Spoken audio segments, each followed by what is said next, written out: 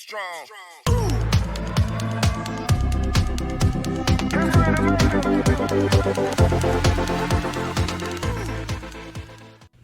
Hey everyone, Matt with parmeTECH here. Going to give you a really quick overview of digital signage using ViewSonic's Manager Advanced platform.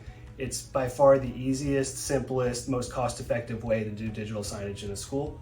So come with me and I'll take you through it real quick.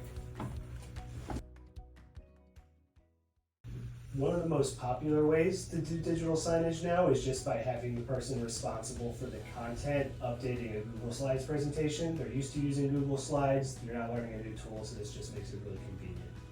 So once I have the presentation ready to go, just do File, Share, Publish to Web.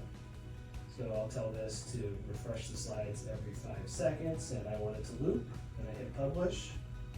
It's really that simple. I just have to then copy the link. I go over to Manager Advanced, select the devices or groups that I want to broadcast to. I'm going to broadcast media content and tell it to do a web page. And then just hit OK and OK. And now you'll see this start to broadcast any second now, and then I can end the broadcast whenever I want. Now, that was one of the easiest ways to do content, but you're not limited to just Google Slides. You can upload a PowerPoint presentation, you can upload images, you can upload videos, or you could broadcast through this web page selection. You could broadcast to a YouTube channel if you wanted to live stream your announcements or anything like that. So the possibilities are really endless on how you want to make this work within your environment.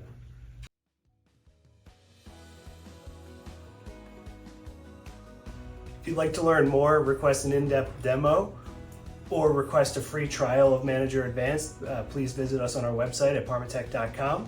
Thanks for watching today, and I'll see you next time.